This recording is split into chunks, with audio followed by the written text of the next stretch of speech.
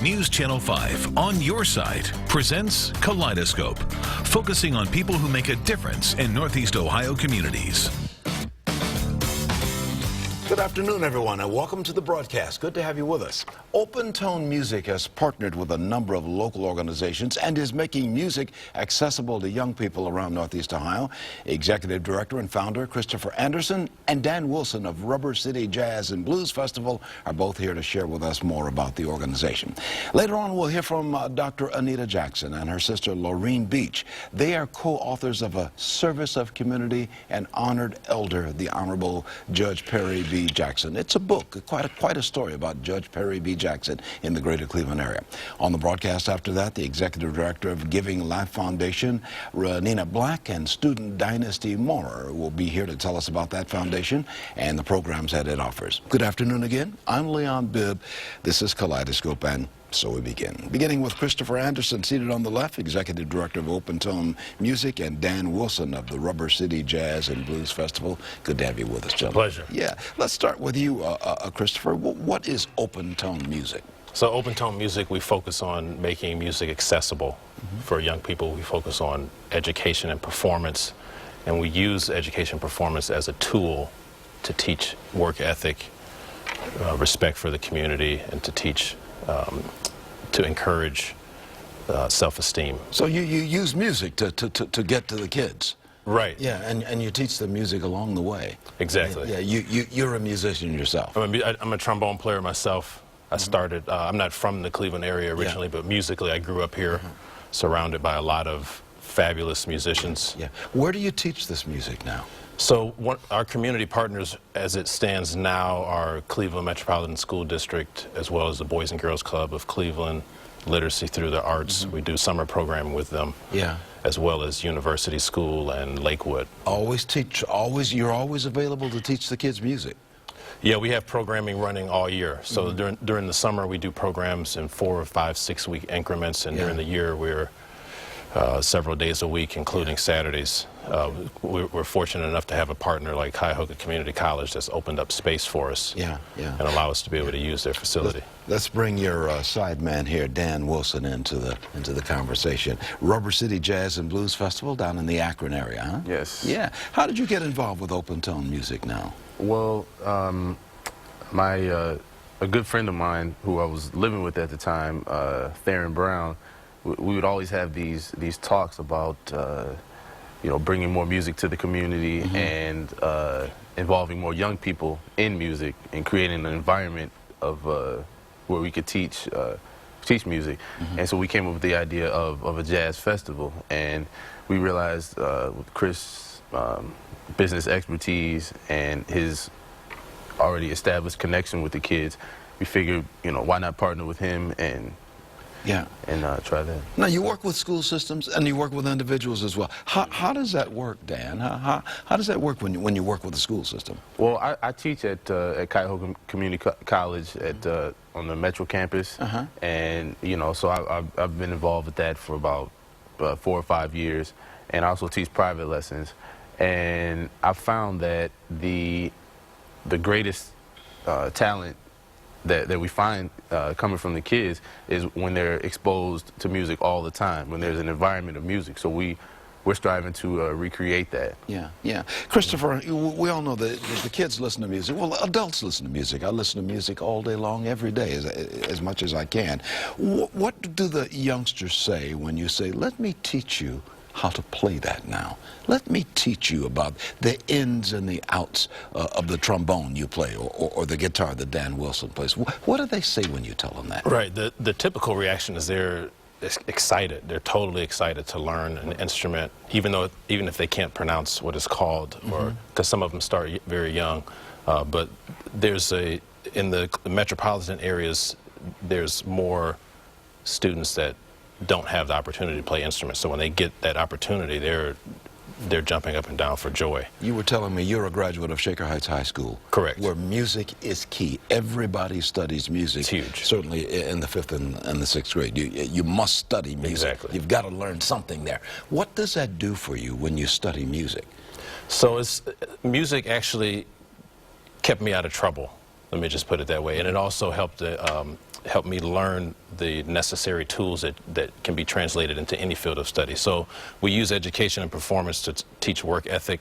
That skill can be transferred to becoming a doctor, politician, or whatever, business person, whatever you want to go into. You agree with that, don't you, Dan? I do.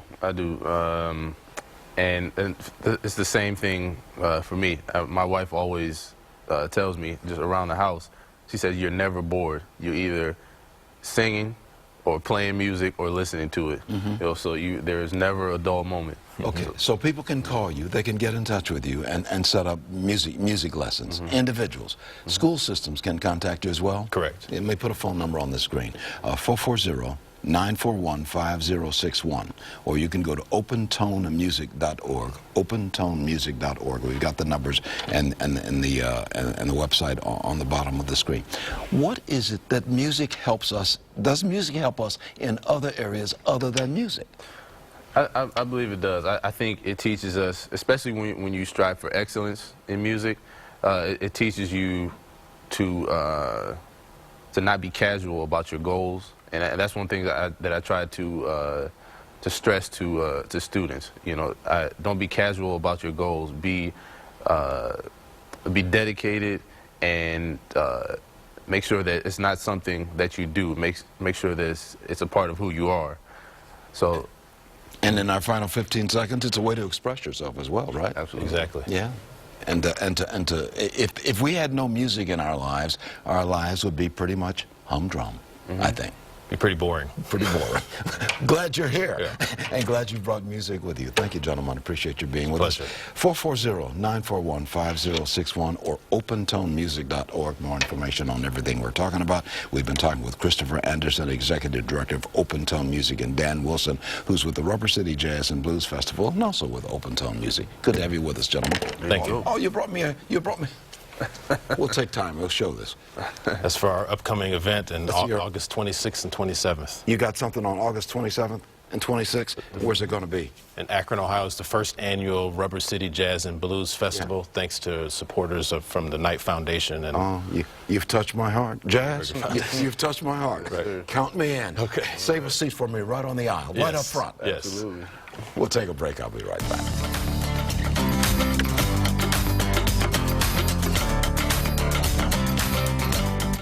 Welcome back to more of Kaleidoscope. Always good to have you with us. Dr. Anita Jackson and Lorene Beach are here. They're co-authors of In the Service of the Community and the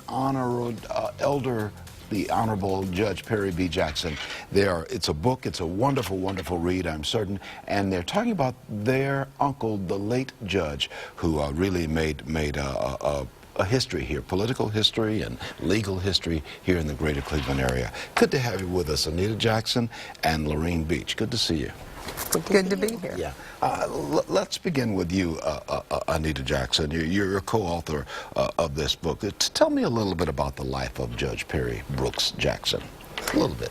Well, Judge Jackson was born in Zanesville, Ohio, and actually I live there right now, so I do get some background in terms of his childhood days. The book goes on to tell about how he came to Cleveland and studied at Western Reserve University and then went on to be a judge. He was appointed judge in 1942. Yeah. And In Cleveland Municipal Court. In the Cleveland Municipal Court.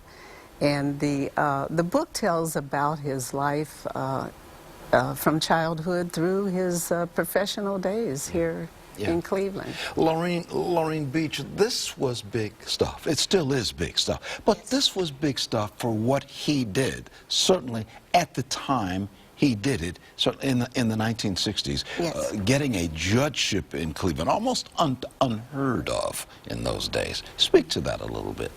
Well, you know, as a niece, you just sort of take for granted, okay, this is my uncle, he's part of the family. But anytime you ventured outside of home and the surroundings of family, I was always so impressed with how people treated him, with the respect that he had throughout the community. But he just carried it so humbly all the time. When I mention his name even today, there are people that, oh yes, I remember him. I know the impact that he had on this community. I know how involved and vested he was in the lives of the people in this community. He kind of set he certainly set a standard, didn't he, Anita? Yes. The judges of today, certainly the minority judges, the blacks and the browns, and others, stand on his shoulders today, although he is gone. Yes. He died in the 1990s. They stand on his shoulders, don't they? Yes, yes, they do. And many of them still speak to the fact that they were mentored by him and that he set high standards for them, and they tried to live up to that. Even former Congressman Louis Stokes wrote the foreword to the book, and in his foreword he talks about how he was mentored by Judge Jackson. Yeah. Lorraine, there's a plans for a memorial to honor the memory of Judge Perry V. Jackson. Yes. Can you speak to that? We have an artist who happens to be a cousin, but she is a well-known artist. She has several pieces, even here in Ohio, that are on display. She has designed a statue that we hope to have placed in the downtown corridor of Cleveland, and we are working to raise the funds to have that. And people can find more about that if they go to the website. Yes. Certainly. Yeah, and I want to put that on the screen. PerryBJackson.com. PerryBJackson.com. You see that at the bottom of the screen. The ladies, these nieces of this great man, Perry V. Jackson, who lived to be 90 years old. 90 years old. And died in the 1990s. They brought his high school diploma from Zanesville. Now, this is not a blow-up. This is the full size. Yes, That's the actual size. This is the actual size. It's about 2 feet long, almost 2 feet long, I suppose. And this is Zanesville? Zanesville Public High School? Yes. Yes. He, and the date of graduation is? He graduated in 1914. What's that tell you about this man? A black man, Southern Ohio, graduating high school, going to college, soon to go to college. What's that tell you about his tenacity?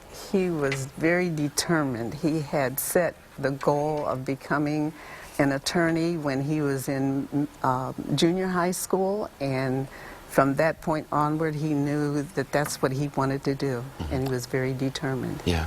Lorraine, where can we find the book here in the service of community and honored elder, the Honorable Judge Perry Brooks Jackson? Where can we find the book? It is available at Amazon.com. And if anyone who knows me personally can contact me personally or my sister personally, but to the general public, Amazon.com. Or the website. Or from the website, yes. How did you find him as a niece growing up? What kind of man was he? I mean, he was Uncle Perry to you. Yes, Uncle Perry. Yeah. I remember family gatherings. He loved music. He played the piano, and we would sometimes gather around the piano, no matter whose house we were at, my parents' or at his own home. And he would love to sing. He would love to play the piano. He always participated in activities that we had, and we knew that we could count on him to support us. He asked always about how we were doing, what we were doing. He was genuinely interested in us. Fond memories of a great man, the Honorable Judge Perry Brooks Jackson. I remember him as just a wonderful, wonderful man and a wonderful fraternity brother. He and I in the same fraternity, Alpha Phi Alpha. And I would see him at fraternal functions, and it was always a pleasure just to shake his hand and be in the presence of a great man. Many thanks for being on the broadcast, Anita Jackson and Lorraine Beach. They are co-authors of the book In the Service of Community, and honored elder, the Honorable Judge Perry Brooks Jackson, and they're also the nieces of this late, great man. Many thanks for being on the broadcast. Thank Thank you. you. PerryBJackson.com. More information on everything we're talking about. Buy the book. It's a good read. I'll take a break. This is Kaleidoscope. I'm Leon Bibb. Back in a moment. You're in touch with Kaleidoscope. I'm Leon Bibb. Always good to have you with us here. We're going to be talking about the Giving Life Foundation. You know, it provides a number of programs to benefit young people. Its executive director, Renina Black, is here. She sits on the left. And a student, Dynasty Moore, is here as well to tell us about the organization. Good to have you both with us. Hi. Thank you for having us. Yeah, our pleasure. Renina, let's begin with you because you're the executive director. What is the Giving Life Foundation? What do you do? Well, the Giving Life Foundation focus is to help the youth, you know, in a lot of different areas. We have a number of programs, and our mission is to help them with improved self-esteem, leadership development, and encourage them academic success. Yeah. How long have you been doing this? I started the organization back in 2009. And our program just launched in the city of Cleveland at the Collinwood Recreation Center last year, where we became contracted through Councilman Michael Polincic for Ward 8. Cleveland City Councilman in the Collinwood area. What was your inspiration? I mean, what made you decide that you needed to talk to young people about personal development and leadership and issues of self-esteem? What made you decide that you had to do that? Well, I believe that it just became a passion of mine after growing up with my mom and, you know, my household situation. It was a lot of pressure. A lot of people were, you know, depending on drugs, and I only had really my grandmother to help kind of like try to lead me, but she was a little old, and I struggled with a lot of self-esteem issues and personal development, and I really didn't have too much of a good, you know, role model in my life. But then I started to meet new people, and God just opened up so many doors for me to be able to develop in certain areas that I was lacking from my mom and family. Now you're helping young people like Dynasty Mora here.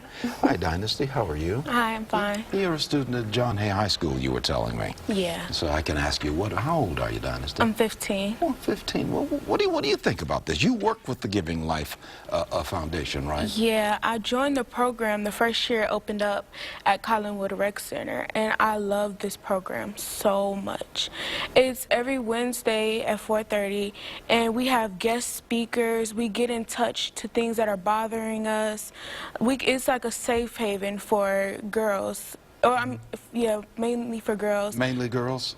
Well, it's actually open to all youth, but it's just the girls became more, I guess, comfortable with just all girls. Yeah. So. And you're comfortable with Yeah. what you're doing. Yes. I didn't mean to interrupt your flow conversation there. This has made a change in your life? Help you make a change in your life? Yeah, because sometimes I have issues outside of school and outside of home, and I don't want to talk to my family about it, and I don't want to talk to my teachers about it. So I like to talk to someone who will be neutral and who will give me good advice, not biased. Yeah. What kind of issues do you do with you? I mean, you give advice to young people. What kind of advice do you find that you and others who work with you are giving? Well, it's just basically, we just provide like a roadmap for them to be able to strive for greatness and just be very successful no matter what they're going through, and try to be overcomers, build resilience, and, you know, so it's basically all together.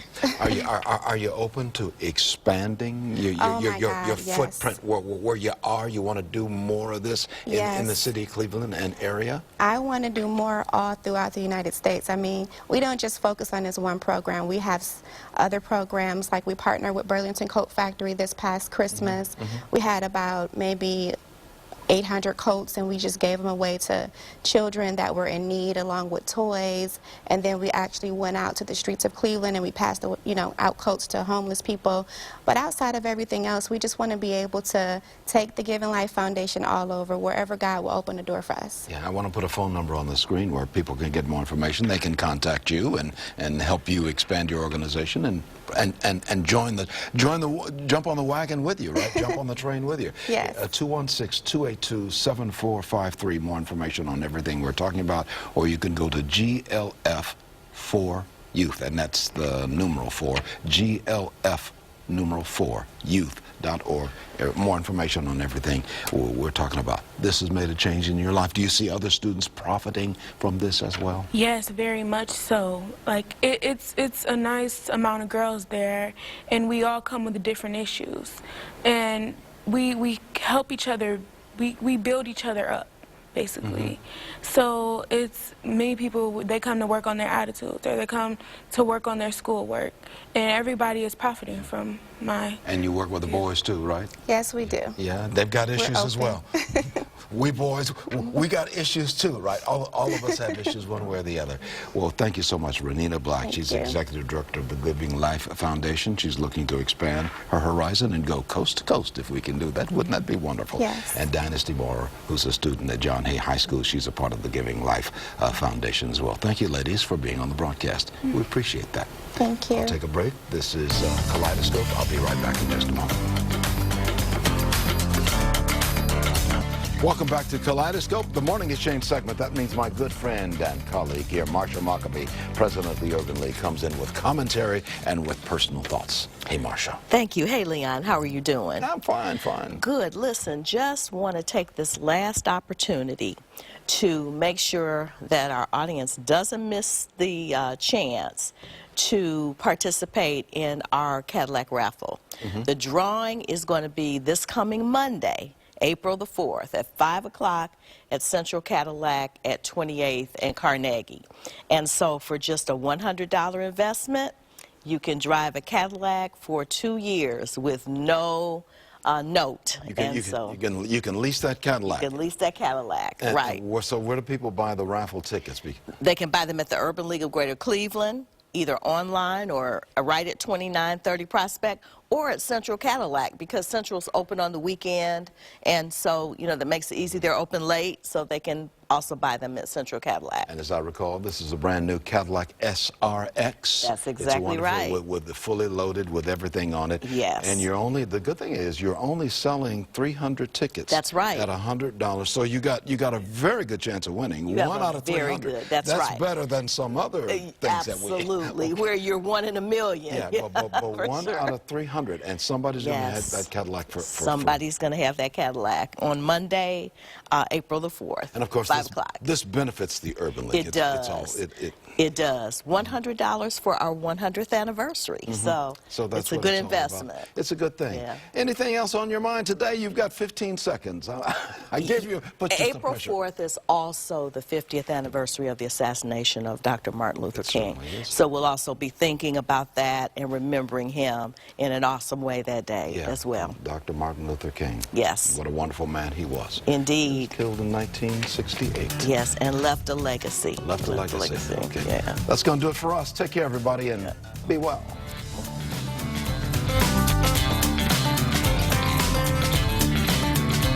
This has been a presentation of News Channel 5's Kaleidoscope, a weekly public affairs program brought to you in partnership with the Urban League of Greater Cleveland.